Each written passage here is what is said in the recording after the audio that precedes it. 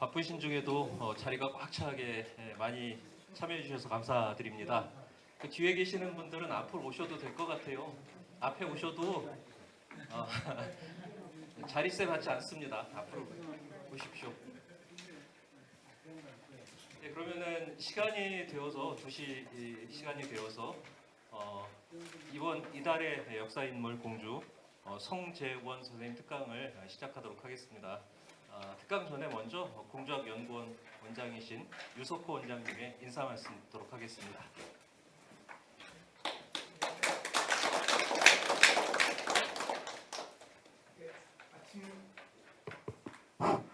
오전만 해도 좀 제법 쌀쌀하더니 낮 되니까 좀 날이 풀리는 것 같습니다. 오늘 아마 특강이 중요한 걸 알고 의미 있는 이 특강이 더 빛날 수 있도록 날씨도 좀 도와주는 것 같습니다. 오늘 공주학에서 2월에 이달의 역사 인물로 모시게 된 성재원 선생님은 조선 중기의 성리학자이면서 관리로서 존경을 많이 받는 분이라고 합니다. 오늘 특강을 해주실 우리 이혜준 원장님은 사실 저한테는 아주 어려우면서도 또 가까운 아주 제가 존경하는 선배 교수님이십니다. 오늘 이렇게 바쁘신 가운데 참석해 주신 향토사학자, 시민 또는 종중 관계자 여러분 모두 감사합니다. 오늘 특강이 더 멋지고 의미 있는 특강이 되기를 바라면서 인사말을 가름하겠습니다. 고맙습니다. 네, 인사 말씀해 주신 원장님 다시 한번 감사 말씀드립니다. 그러면은 바로 이혜준 교수님의 특강을 시작하도록 하겠습니다. 이혜준 선생님 제가 따로 소개 안 해드려도 되지요? 예, 많은 박수 부탁드립니다.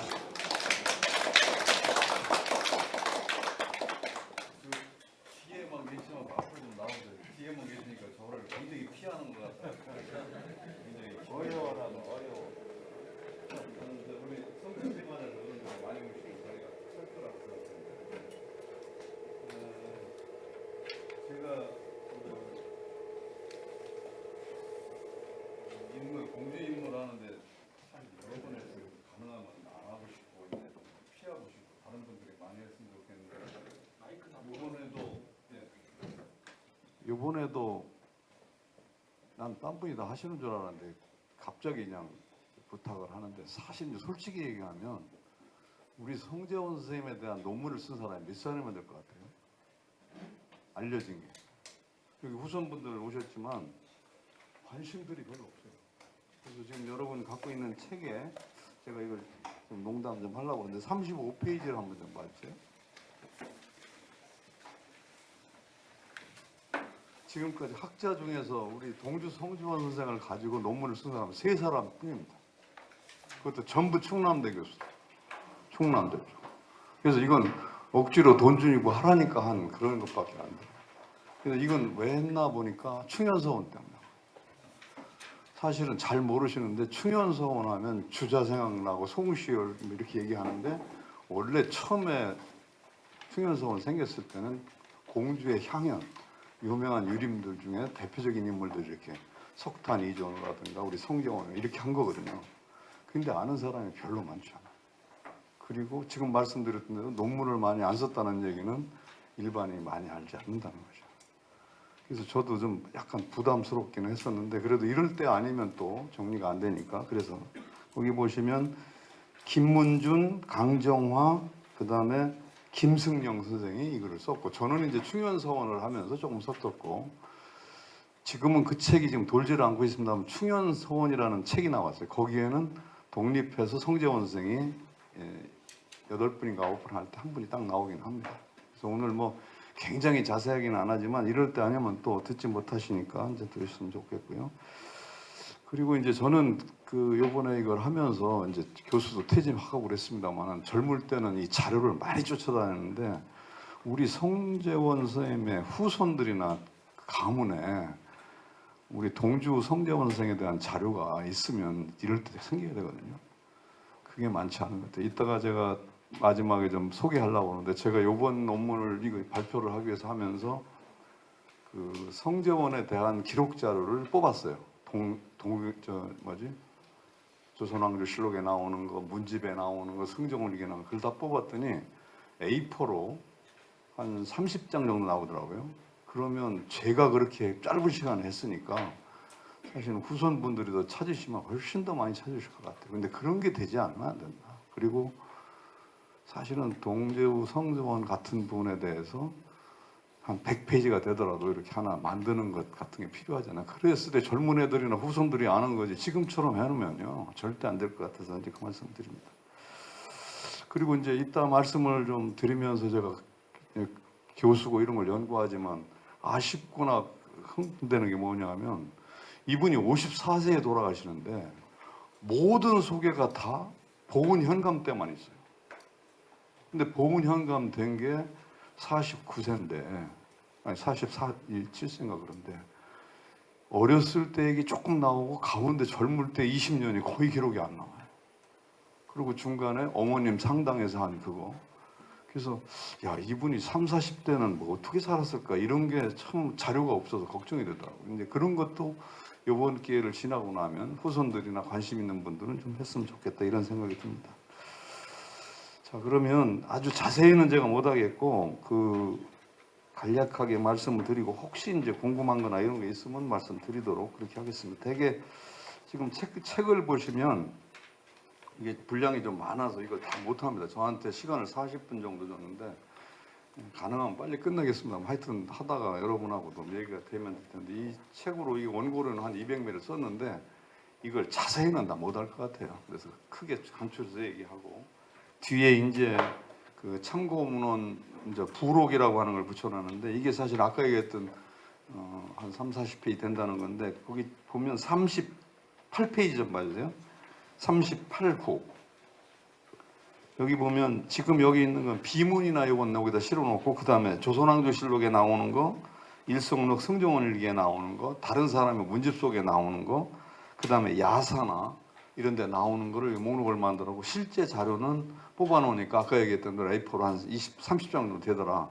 그런 거는 필요하시면 제가 여기 공주학연구원에 자료를 남겨줬어요. 그럼 필요하면 갖고 가시면 되겠습니다.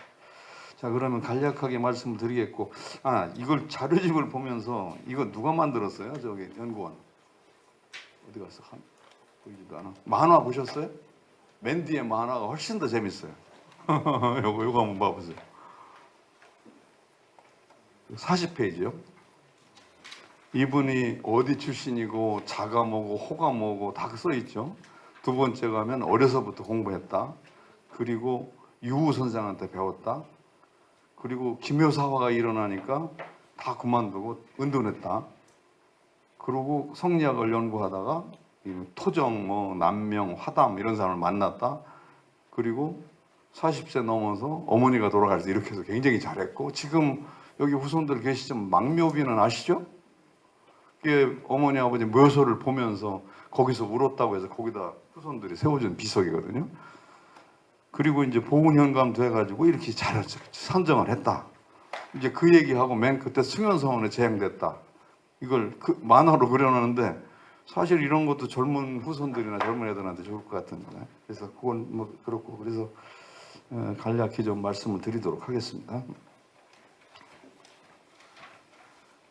되게 시간이 한정되기 때문에 가능하면 빨리빨리 진행을 하려고 하는데 역시 창녕성 씨가 공주, 지금은 세종시입니다만은 어떻게 달전이로 왔을까? 그 입향 얘기. 그 다음에 동주 선생이 어떤 생애를 살았나? 아까 얘기했지만 가운데 한 30대, 한 20대에서 30대, 한 15년, 20년 정도는 참 애매해서 그게 저는 그냥 숙제같이 풀리긴 하는데 그걸까지 포함해서 하고 학문과 사상, 그 다음에 뒤에 돌아가시고 난 다음에 어떤 평가를 하고 후대에서 이런 인맥을 갖고 있는가. 그리고 마지막에 유적 이렇게 해서 간략히 정리하도록 하겠습니다. 역사인물로 2월의 역사인물로 했고 1506년에서 1559년 54세로 돌아가시거든요. 이 시대가 언제냐면 우리가 잘 나가는 충청도의 대표적인 유학자를 얘기하기 앞세대, 두 세대 전입니다. 이분의 손자 때 가야 이제 진짜 잘난 사람들이 많이 나오죠. 우암, 동춘 뭐 다 나오는 게 그때거든요. 그래서 이분은 앞세대다. 그러나 거꾸로 얘기하면 기묘 사화나 을사사화나 이런 사화 있을 때 사림들이 활동할 때 대표적인 인물이다. 좀 특이한 분이다. 시호가 청원이다 뭐 다 아시는 거고, 다 금남면 달전이 출신이고, 김갱필의 문인인 서봉 유에게서 수학을 했다. 근데 유라는 분이 지금 거의 모를 거예요. 학자들도 거의 모르더라고요. 근데 사실은 시골에서 이렇게 공부를 많이 가르친 그런 분으로 유명합니다. 근데 하여튼 그 제자가 돼가지고 했고, 그래서 좋게 보면 이거는 100% 맞는다고는 할 수 없는데, 우리 동재를 동주 성재원을 정몽주, 김정식, 조광지, 이건 우리나라 학맥이거든요. 그 학맥을 잇는 분이다 이렇게 설명도 하는 사람도 있습니다. 뭐 뒤에 뭐 이거는 이따 또 얘기할 거니까, 그런데 이런 걸 통해서 결국은 이런 성격을 가진 인물이었다라는 걸 제가 좀 간략히 적어놨어요. 이거는 뒤에 좀 할 거니까 넘어가죠. 그리고 은일로 벼슬 그만두고 과거 그만두고 그냥 앉아서 학문하고 토론하고 이런 것만 하다가 유일로 천거돼가지고 보훈 현감이 됩니다. 그리고 모든 관직은 끝이에요. 실제 현직에 나간 것은. 그래서 그건 이제 간략히 정리하고, 지금 창녕성시 화곡공파, 해곡공파 아까 얘기했던 그건데, 지금 창녕성시의 시조가 성인보라는 분이고, 호장을 했던 성인보라는 분이고, 이 동주 성주문의 6대조라는 분이 성영환이라는 분인데, 이분이 바로 조선 태조 등극했을 때 태조가 불렀는데 여기 써 있는 대로 백의를 입고 초유로 찾아갔다. 그건 벌써 이제 조리계통이거든요. 그리고 이제 그 뒤에 은거하면서 개성을 바라보고 통곡했던 그런 분이다. 이렇게, 그러니까 조리를 하는 집안이라는 걸 말해주고 있습니다. 지금 시조로부터 해가지고 이렇게 지금 바로 요분들 얘기했었는데, 이렇게 내려와서 요분이 바로 이제 달전이로 온 분이거든요. 그분 아버지, 할아버지, 증조 이렇게 되니까 6세 요분이 달전이 이평조입니다. 해곡공파. 이게 13파가 있는데 이걸 다 설명 못하니까 이제 그것만 알고 계시면 되겠어요.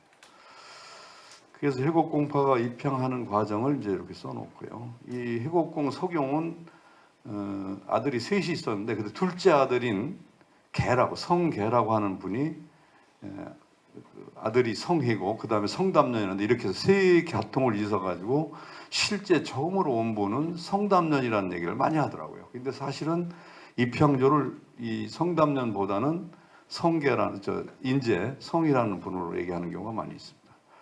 아버지. 그래서 이분이 성성룡의 손자로 사육신 성삼문의 당숙이 되는 분이고, 과거에 급제한 다음에 이런 벼슬들을 지내가지고 세종실록, 문종실록 편찬에 참여했던 분이다.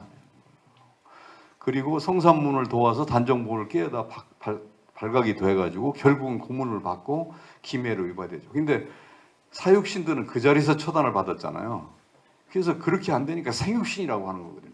이분이 생육신의 한 분이에요. 그래서 동학사에도 모시고 그랬는데 3년 만인 무인년에 풀렸는데, 세조가 서울에서 가까운 300리 밖으로 나가 살아라 이렇게 했다고 그러는데, 어쨌든 그걸 따른 것이 아니라 그것이 인연이 돼가지고 그때부터 어디로 오실까 하다가 여기 써놓은 대로 상경을 포기하고 남면 양화리 어진동을 갔다가, 타성들이 이미 살고 있어서 반공리로 갔다가 지금 우리가 얘기하는 달전이로 왔다. 이렇게 집안에 전해지고 있습니다. 그래서 거기에서 잠심하고 은둔하다가 1464년에 돌아가십니다. 그리고 정조 때 후손이 아니지만 이제 이 선비들이 이분을 충현서원이나 다른 서원에 제양하자고 이렇게 제안하는데 결국 성공은 못합니다. 그러나 공주 요당서사 의당에 있는, 그 다음에 동학사에 있는 동학서원, 그 다음에 창녕에 있는 물관서원은 이분이 됩니다. 왜냐하면 생육신이니까. 그래서 실제로 우리가 충현서원하고는 연결이 안 되지만 요당서사에도 이분 이름이 나옵니다. 그 다음에 이제 오늘 얘기하는 동주 성대원의 가계를 보면, 지금 여기서는 여기에 있잖아요. 동주가 아버지, 할아버지, 바로 요 분이 그겁니다. 아까 얘기했던. 그리고 성희라는 분 이렇게 되거든요. 그래서 이제 요 담수와 담년이 이 동주로 보면 큰 할아버지하고 작은 할아버지, 큰 할아버지죠. 근데 큰 할아버지 이분은 아버지를 모시고 이 생육신인 이분을 모시고 파주에서 장례를 모시면서 살았던 분이에요. 그래서 우리 공주나 세종시하고는 인연은 없지만, 그러나 이 이 계통으로 보면 굉장히 가까운 분이죠. 그래 파주에 있고요. 그 다음에 이제 바로 차자인 요분의 후손들이 이제 우리인데 자손들이 달전리에 정착을 했고 번성을 해서 동족마을을 형성했다. 이분도 문과에 급제하고 이런 관직을 쭉 거쳐가지고 1483년에 돌아가시고 죽은 뒤에 아들이 잘 되니까 사원부 대사원 창녕군에 추중됩니다. 그리고 그 아들 손자군요. 그 다음에 그 요분의 아들이 바로 요분 아들이 요분인데 요분도 일찍 돌아가신 것 같아요. 그러니까 이분이 바로 성재원의 아버지 되시는데 어머니를 잘 모셨다고는 하는데 그거 시와 걸씨고 호방하고 강직했다. 장흥부사를 지냈다. 이게 기록에 족보에는 나옵니다. 근데 후손 중에서 좀 자세히 자랑하는 분이 없더라고요. 시와 글씨를 잘 썼으면 하나 좀 갖고 계시지. 그러면 자랑도 할 텐데 그래서 이런 게 아깝더라고요. 하여튼 그런 거 좀 챙기셔야 될 것 같아요. 간단히 넘어갈게요. 그 다음에 아까 얘기했던 대로 서봉유라는 분한테서 수학을 했는데 14살 때부터 학문의 뜻을 둔 게 동주인데 이 1519년에 기묘사가 일어나자 그걸 보고 아이고 난 관직에 갈 생각 없다. 과거 볼 생각 없다. 이렇게 포기했다라고 지금 우리 기록에 안 나옵니다. 그래서 은둔했다. 그리고 17세 때에 김갱필의 제자인 유봉을 찾아갔다. 근데 유봉이라는 사람은 연산군 때 모호사화로 은거하고 후진을 양성했던 유명한 사람이고 유학자이면서도 천문복소 음률에 정통했다. 근데 이제 동주가 그 말을 듣고 찾아가서 선생님 저 좀 받아주십시오 이렇게 했는데 딱 보니까 너무 어리고 자기한테 오면 득이 안 될 것 같으니까 너 오지 마라. 근데 동주가 10번을 찾아갔다고 기록에 나옵니다. 그래서 받아줬다는 거죠. 그리고 40세 이제 제가 아까 툭 건드렸던 말이 바로 요 부분인데 요 사이를 봐보세요. 요 사이.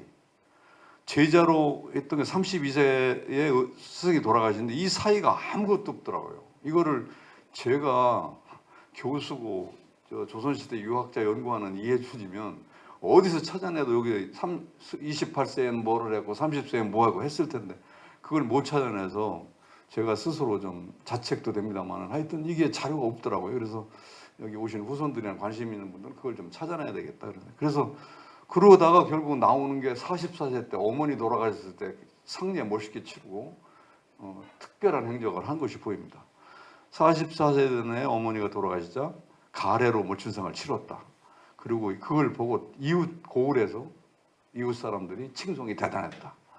탈상한 후에 토지와 집을 시집간 노인데 과부예요. 누이한테 다 주고 혼자 그냥 은거해 버렸어요.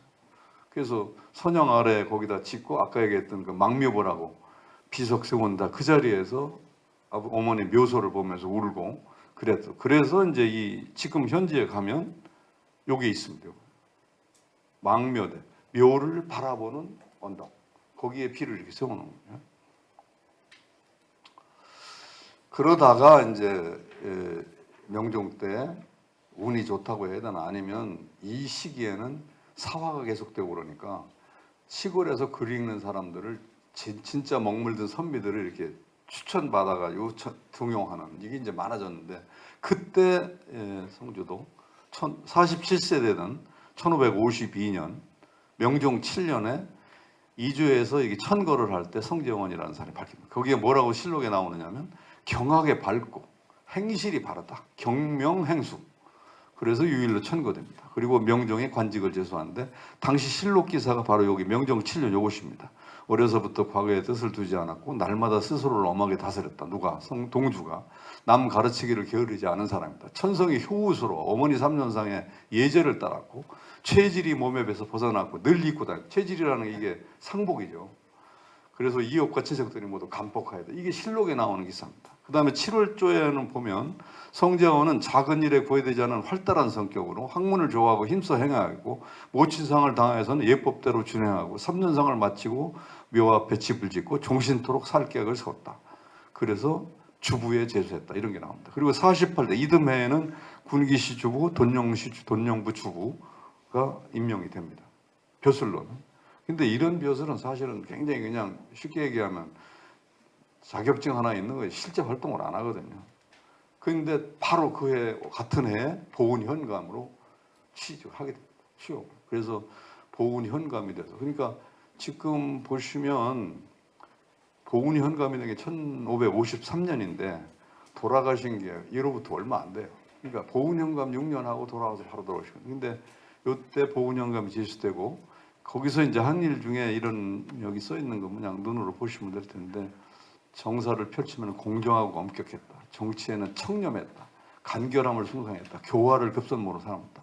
교활한 아전은 현감의 위험을 두려워하고 백성은 운동에 감복하였다. 떠도는 유랑민들이 보훈감은 좋다더라 하고 유랑민들이 보훈으로 찾아왔다. 이 정도 되니까 현감으로서 잘한 거 아닙니까? 그래서 동주는 보훈 현감 때의 기록이 동주를 얘기할 때 가장 많이 나오는 부분입니다. 보훈 현감이 되었을 때 정치에는 청렴 간결한 걸 숭상하고 교화를 급선무로 삼아 치평이 제일이었다. 그리고 보훈 현감을 할 때 충암 김정을 제향하는 3년성 세원을 세웁니다. 3년성 세원이라고 좀 그런데 성 쪽에다 했다고 그래서 아마 이렇게 붙인 것 같아요. 그래서 이게 이제 1610년에 50년 뒤에 상현서원이라고 사익을 받습니다. 그럼 보훈에서 제일 유명한 섬이 상현서원입니다. 여기 우리 선생님 계시지만 공주의 유림들 모아가지고 답사 갈 때 가자고 한 데가 여기죠. 가는 이유가 뭡니까? 충현서원에 제향된 성제원이 여기 제향됐고요. 근데 그 얘기 전에 할 얘기가 이 서원을 만든 사람이 처음 만들 때 노력한 사람이 보훈현감 성동주입니다. 동주 성제원입니다. 그래서 결국은 요거 보시는 것처럼 1681년에 물론 이때 창건할 때 했고 광해군 때 이걸 받았지만 70년 뒤에 이때 가서 우리 동주가 거기에 지향됩니다. 그리고 1555년의 일로 생각하는데 고향 공주에 다니러 왔다가 을묘 외변이 일어나자 임진왜란 전에 일어난 외변이죠. 하인을 시켜서 향소에 글을 보내가지고 군기, 군량을 군수품을 마련하게 했더니 칭송이 좋았다. 그래서 충청도에서 가장 우선한 것이고 모두 정밀하고 친밀했다고 하는데 이것도 기재잡기라는 야사에 기록되어 있는 내용입니다. 그리고 이때 보훈에 있을 때 가장 중요한 게 바로 유명했던 그 당시의 살인들 대곡 성운하고 남명조식 등과 교육을 했다는 기록이 나옵니다. 그리고 동주가 보훈현감 민기를 마치고 이제 고향으로 돌아오자 이게 1557년인데 이게 사실 근거는 남아있지 않아요. 뭐라고 나오는 줄 아세요? 임기를 마치자 재직 중에 베푼 선정을 기려서 누가? 보훈 사람들이 고을 사람들이 그래서 생사당을 세웠다. 근데 이것이 근거로 뭐가 이렇게 딱 보여주면 안 나오더라고요. 근데 이 정도 되는 거는 동주는 참 대단한 분이구나 이런 걸 보여주는 거죠. 또 보훈 현감 제작 때 세웠던 상현성원에도 배양이 됐다. 아까 얘기했던 겁니다. 그리고 57년에 달전으로 돌아와서 2년 뒤에 54세를 이고 돌아가십니다. 그래서 달전에서 돌아가시고 망동에 묘소가 있고 송기수가 지은 묘갈명이 지금 전해지고 있습니다. 학문과 사상, 자세히는 못하겠으면 간단하게 할게요. 동주의 학문 사상을 얘기할 때 이 평을 막 하는 사람은 유학자야? 아니잖아. 이렇게 얘기하는 사람도 있어요. 그게 무슨 얘기냐면 양쪽을 다 했어요. 그러니까 천문, 지리, 의학, 복서 이거 유학자입니까? 근데 저 때의 선비들 중에는 이런 분들 많아요. 근데 이분도 성리학 최종 학문 자세를 갖고 있으면서 동시에 이런 것도 다 했던 분으로 유명하고 학문의 박학 그리고 개방성에서도 딴 사람보다 훨씬 다르다. 이 얘기를 평가를 하려면 할 수 있을 것 같습니다. 명분이나 이론보다는 실질을 중시한다. 그래서 처사형 살인들이 실천적 학문 태도와 관련했을 때 역시 지방 살인으로서 유명한 분이다. 이런 평가를 받을 수 있는 분인 것 같습니다. 교류한 인물들 한번 봐보세요. 대단하죠? 이 정도는 아실 거 아니에요. 충청도 사람 이렇게 얘기하면 웃지도 않고 대답도 안 하더라고요. 서경덕, 성운, 남명조식, 토정 이지함, 고청 서기 이 사람들이 바로 다 성제원 동급에 같이 교류한 사람. 이 정도면 그러니까 충현서원에 제함된 거죠. 그죠? 근데 이런 기록이 많지를 않으니까 문제가 되는 거예요. 그러니까 이게 사실 많았더라면 주고받은 내용도 많을 것이고 그때 서로 논쟁을 한 것도 있을 것이고 근데 그런 게 다 안 남아 있는 거죠. 어쨌든 요것만 해도 이 동주의 학맥이라든가 인명은 대단하다 이런 것입니다. 어려서부터 젊어서 공리, 과거 그러니까 일반 사람들이 생각하는 출세주의는 아니었다. 그래서 마음을 거기에 두지 않고 유유자적하고 풍어를 회포를 풀었으며 세상사에 번잡하고 시끄러운 걸 싫어했다. 그리고 문을 닫고 출입하지 않았다. 그러니까 약간이 말하자면 선비로서 정말로 유유한 그런 모습을 보여주는 부분이고, 천성이 강개하고 정직했다. 그리고 세상사에 따라 남에게 머리를 조아리는 일도 하지 않았다는 거죠. 그리고 앞에 가서 비벼가면서 이렇게 존송도 안 하고. 그러니까 뭐 어떤 의미에서 보면 출세 못 하시겠죠, 이렇게 하면. 여러 선생님들 이런 분 없어요? 있어요?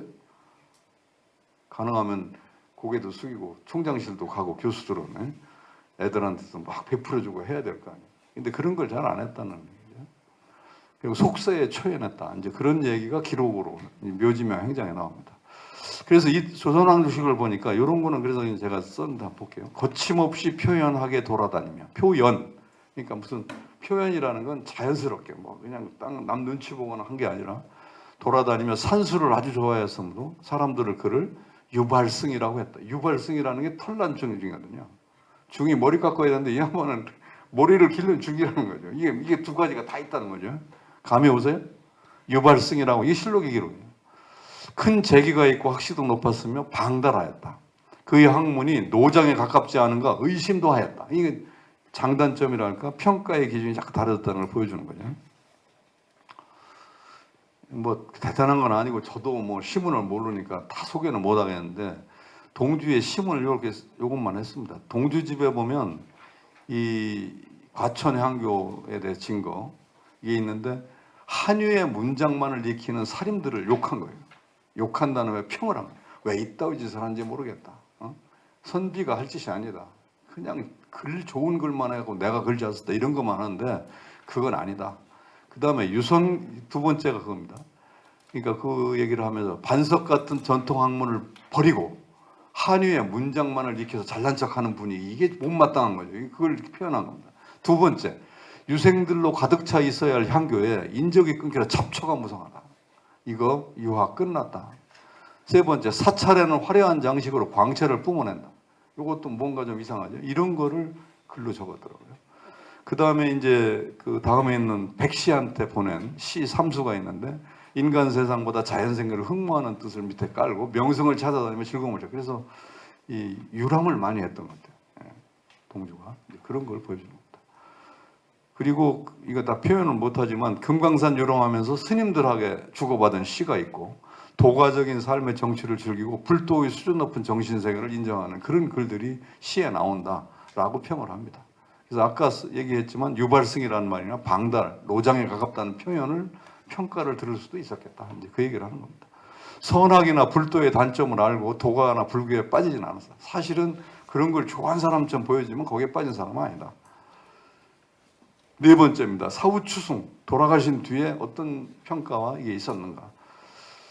공주 충현서원에 제향된다. 주자를 주양으로 하면서 이존호, 이목과 함께 성재원이 배양됐다. 동주에 대해서 뭐라고 평을 하냐. 일대의 위인이자 향선생이다.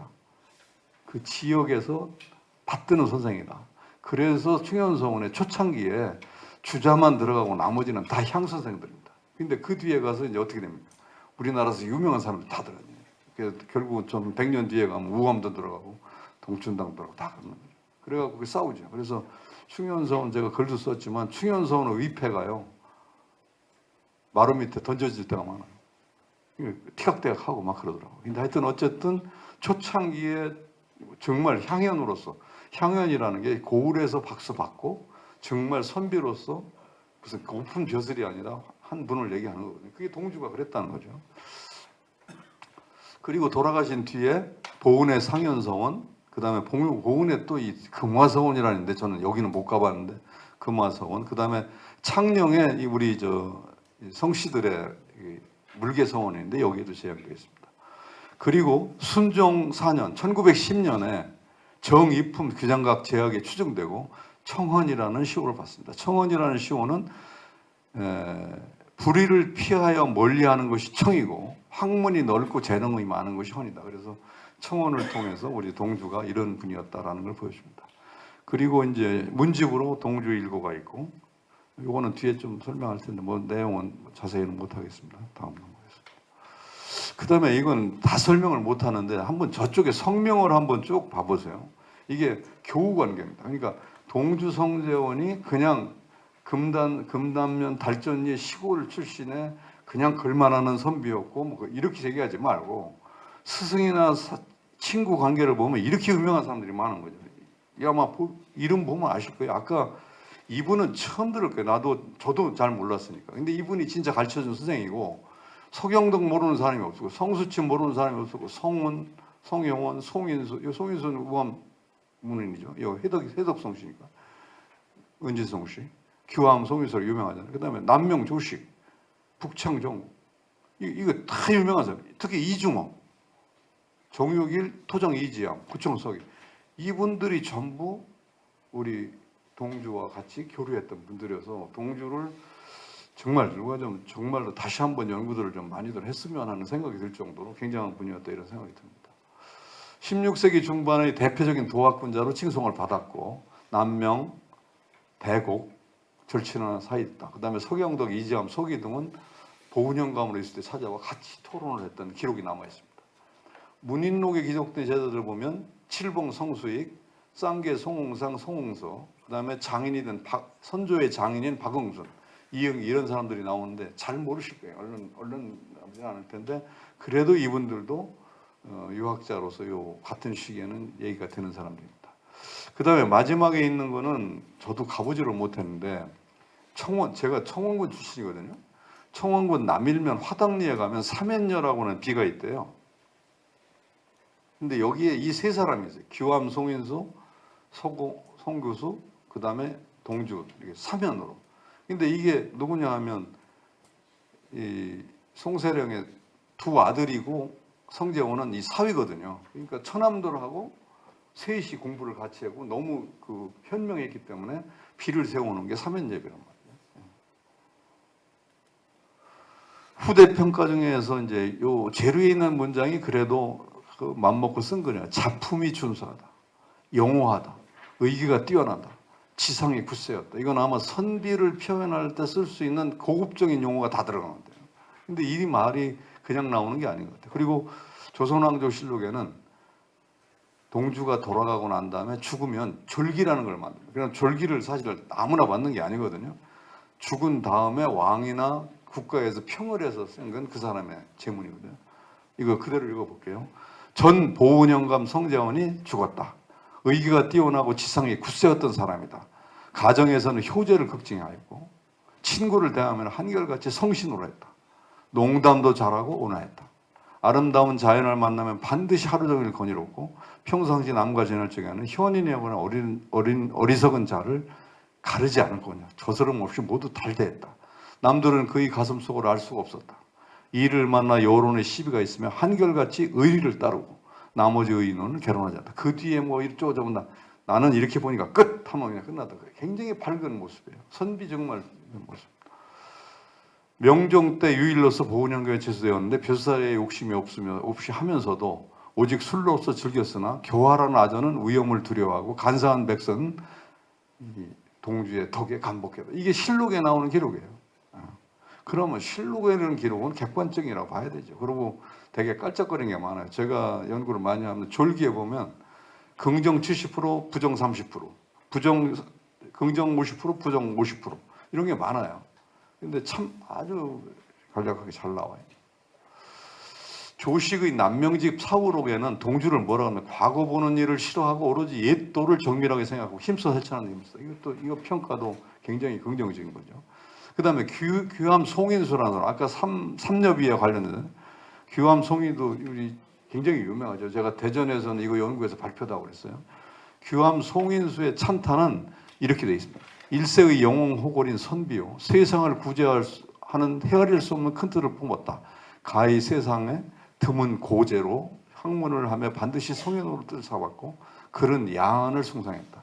의기는 뛰어났으며 뜻은 견고했다. 대절에 임하여 그 뜻을 빼앗지 못할 사람이 하루 이 사람이다. 그러니까 동주는 역시 실천가였다. 그리고 보고 배울 게 많다. 이런 걸 이런 표현을 했던 겁니다. 우암 송시열은 고결한 기상과 안빈낙도의 삶을 가진 사람이다 라고 칭송을 합니다. 찬물 속에 비추는 가을달, 아내의 검은고, 정점의 비파와 같은 사람, 선상의 기력은 영웅 호골이요 뛰어나고 속세에 초연하여 맑고 깨끗함이 청풍 같도다. 뜻은 우주를 덮고 용기는 고금에 뛰어났으며 행위는 밝고 tum사 같고 풍성은 영수로다. 이게 그냥 이렇게 제가 읽고 마는데 사실은 후손들이나 이거 연구하는 사람이 글을 쓰면 이걸 잘 풀었으면 한 A4로 한 5장은 써도 될 거예요. 그다음에 이제 거의 다 됐습니다. 이게 동주에 이제 그 관련되는 유적, 그다음에 이제 고문서 이런 걸 했는데 지금 제일 먼저 동주 6호라고도 하고 1호라고도 하고 돈성 1호 하고 하는데 제가 선생 1호라고 한 건 여기 보면 이렇게 내재가 동주 선생 1호라고 그러겠습니다. 1900년 돌아가신 지 360년 지난 1906년에 경상도 늑평에서 가능됐습니다. 그 얘기는 무슨 얘기냐면 우리 여기 죄송해요. 이사장님 저기 하는데 가끔 편하니까 후손들이 뭐 했어요? 350년 동안 문집도 안 만들고 대답도 안 하셔. 그래서 뒤늦게 나오다 보니까 분량도 그렇고 내용이 굉장히 저기 된 것 같아요. 우리 저 달전리에 가면 유족 남아있는 우리 병산사 성기원이 가첩과 여러 사람들 그런 문집을 모아서 글을 만들었고 3권 1책으로 만든 목활자본이다. 지금 이 책 문중에서 보관하나요? 동주 1고? 저기 있었잖아요. 저기 누구지? 연기 그저 자료 수집한 향토박물관. 어? 그렇지. 거기 보관되는데 오판이. 거기 있는데 지금 집안에 있나 모르겠어요. 하여튼 활자는 거기 있어요. 그리고 그 내용은 뭐 다 소개는 제가 못하고 참고를 하세요. 제가 여기 글은 써놨으니까 권상, 권중, 권하 있고 1, 2, 3이라고도 부르는 건데 시하고 부가 있고 기문, 제문, 묘괄명, 그 부록 이런 거로 해서 그래도 성주에 대해서 1900년대 나온 책이긴 하지만 그래도 동주를 잘 모아놓은 책이니까 아마 한다면 이게 번역한 거 없죠 집안에서. 근데 이제 그런 게 이제 번역하면서 좀 추가를 할 수 있을 것 같아요. 그 다음에 이거 그냥 그림으로 봐도 좋은데 충현성은 아까 얘기했던 대로 충현성원이 1580년에 창건되고 그 뒤에 주자를 제양하고 그때 이제 고청이 주자를 제양하고 고청으로 보면 이제 석탄, 한제, 동주를 배양하고 고청은 약간 별묘해 이렇게 고청이 뭐 우리 여기 발표도 하고 했지만 신분이 약간 떨어지니까 여기 못 들어가고 옆에 놨었죠. 우리 다 1610년에 임진왜란 때 불탄 거를 중수하고 1624년에 충현이라 사역을 받습니다. 그리고 1686년에 송중기를 추배하는데 이걸 써놓은 이유가 있어요. 송중길이 중요한 것도 있지만 이분들이 우리 성씨 아닌가요? 감이 안 오세요? 이분이 주도로 송중기를 했더라고요. 그리고 요게 바로 아까 어머님 묘를 보고 흐느꼈다고 하는 망묘대, 망묘, 묘를 바라보는 데. 이게 달전이 뒷산에 위치하고 동주가 아침 저녁으로 올라와서 풍목묘소를 바라면 그려야 했다고 합니다. 바로 요것은 그래서 그때 관리가 되기 전에 고향에 있으면서 이렇게 했던 모습을 이제 보여주는 그런 것이죠. 그 다음에 이건 뭐 직접 관련은 안 되지만 이럴 때 아니면 또 얘기 못 하니까 달전리가 바로 이제 성정원의 고향인데 거기에 창녕소의 유적이 많습니다. 뭐 시대는 좀 그렇지만 성담년 묘비 1938년, 44년에 성몽선의 묘표, 75년에 인제공, 입향조에 대한 유적비 이게 있고요. 그 다음에 문절사가 있습니다. 문절사는 다 알아. 이렇게 박 대통령이 친필로 써준 게 문절 에코니까요. 그리고 여기에 이제 지금은 매주권 사호라고 해도 지금 문절사로 다 박았지만 세종시의 문화재 1호로 지정되어 있습니다. 그 다음에 병산사가 있습니다. 근데 병산사는 직접 동재하고는 직접 관련되지 않지만 그래도 동주집을 발간한 성기원, 독립운동대 또 그분을 모신 같은 달전입니다. 항일이사 정기원 영정을 모신 거죠. 1970년대긴 하죠. 그 다음에 묘정비가 있고 문집과 목판이 있다. 그리고 선생님 죄송한데 이거 제가 이거 발표하면서 갈전이를 가고 경연당은 본 적이 없고 지금 있죠. 경연당. 지금 제가 사진을 여기 갖고 있는데요. 매년 동주선상을 여기서 봉양한다고 사진에 나오던데요. 근데 제가 가지는 못하고 좀 죄송한데 이건 제가 보고 쓴 거거든요. 우리 성씨들 자료에 들어가 보니까 이 경연당이라고 하는 곳에서 모신다고 그러더라고요. 그리고 이제 아까 툭 건드렸지만 보은의 상현성은 굉장히 여기 아주 잘 남아있고 충남에서는 사역이라든가 건립으로 하면 충현성이 첫 번째인데요. 충북에서는 상현성이 첫 번째. 상현성. 네. 그래서 유명한 곳이죠. 그때 3년성 성원이라고 할 때 3년성 성원이라고 할 때 현감이 바로 성제원이었죠. 그리고 1672년에 지금 자리로 옮겼고 성운을 추배했고 그로부터 9년 뒤인 1681년에 창건을 주도했던 동주를 배양하면서 중봉도 같이 합니다. 그리고 우암도 추배합니다. 그리고 이 창녕의 물개성은 창녕 성씨들의 문중서원이에요. 거기에 20여 명이 배양돼 있더라고요. 근데 처음에 분은 이제 저 성성국이라는 분이고 우리 이제 성제원은 여기 보면 1719년에 이때 제양되더라고요. 같이 이렇게 성운 이렇게 같이. 그리고 보은에도 지금 있는데 이것도 저는 가보지는 못했는데 여기는 최씨들의 서원인데 이상하게 최씨들의 서원인데 여기에 남명하고 둘이 들어가 있더라고요. 그죠? 성운, 조식, 성제원 이렇게. 이건 다 최씨고요. 근데 요 최흥님이라는 요 사람이 보은에 와서 은거하던 중에 보은 현감인 우리 동주하고 굉장히 친했던 사람. 남명 조식하고. 그래서 아마 여기에 모셔진 게 아닌가 이렇게 봅니다. 지금 제가 너무 짧게 막 간략히 말씀드려 죄송한데 하여튼 너무 오래 얘기할 수 없어 줄였고요. 동주 성제원은 16세기 중반기에 걸쳐서 4차례의 사화로 선비 정신이 붕괴되어 버린 세상을 살면서 그거를 평하고 은거했던 분이다. 그리고 거기에 혼탁한데 끼어들지 않았던 사람이다. 그리고 자기를 수양하여 깨끗하고 고결한 인생 결실을 이룬 도학군자로 알려진다. 남다른 정교한 높을 기절을 지니고 있었으며 마음이 활달하고 신의가 있었다. 궁량이 컸다. 학문은 서봉, 유를 통해서 배우고 정몽주, 김종직, 김경필을 잇는 한국의 정통 도학을 바탕으로 했다. 그런데 경학과 성리화만 국한된 게 아니라 그는 경사는 물론 천문지리, 의학, 산학, 복서, 윤려 등 다양한 부분에 관심을 가졌던 잡학에 관심을 가졌던 성문을 지니고 있었다. 그러나 태상의 도가 쇠퇴하자 자치를 감추고 사나에 몰라 은거했다. 그래서 사실은 관직에 나갈 생각을 안 했다는 거죠. 홀로 자신을 지키며 춘풍기수의 즐거움을 즐기는 여유 있는 삶을 살았던 인물이다. 그래서 여행을 많이 했죠. 금강사도 갔다 오고 이렇게 여행을 많이 한 것 같아요. 동주의 출산은 무엇보다도 자신의 학문 성취와 자기 수행을 확고히 완성한 후에 이루어져야 한다고 자각을 하고 있었다가 결국은 아까 명종이 지역의 유명한 선비들을 천거할 때 그때 이제 해서 말년에 보은에서 이제 현감을 하면서 치세를 담당하겠다. 그래서 그동안 자신이 온축한 재능을 보은에서 실험하는 계기로 삼은 듯하다. 보은 현감에 대해서 청년 감개론을 숭상하고 백성을 자식과 같이 돌보고 교화와 선정을 베풀자 명망과 칭송을 한 번에 받았다.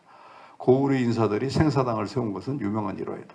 동주 성제원이 보아졌던 그 순수한 정신과 고아한 정치 그리고 명리에 대한 초연, 불변의 기계는 조선의 선비정시 지니는 지적의 바탕이었다. 16세기 후반기 이후 한국 도학적 식은 미끄럼이 되었던 유명한 인물이라고 할 것이다. 라고 이렇게 정리를 할 수 있을 것 같습니다. 대개 지금 자료집을 이제 보시면 그 뒷부분에 불 좀 켜주시죠. 뒷부분에 그 아까 말씀드렸던 자료를 좀 실어 놔놨어요. 근데 앞에는 원물을 지금 그래도 이거는 성주와 직결된 것이니까 성주의 행장, 묘갈명 이런 거를 넣었고요. 그 다음에 뒤에 가면 조선왕실록 일성록 흑명 이거는 제목만 써놨어요. 근데 이게 분량이 굉장히 많습니다. 요거는 제가 파일을 만들어서 공주에게 줬어요. 혹시 집안에서 필요하시면 이건 받아가시면 좋을 것 같다는 생각을 합니다. 일단 죄송한데 시간이 딱 정해진 게 있어갖고 요거는 마치고 편하게 그냥 질문 안 하시는 게 더 좋겠고요. 얘기하실 거 있으면 하시도록. 아이고 고맙습니다.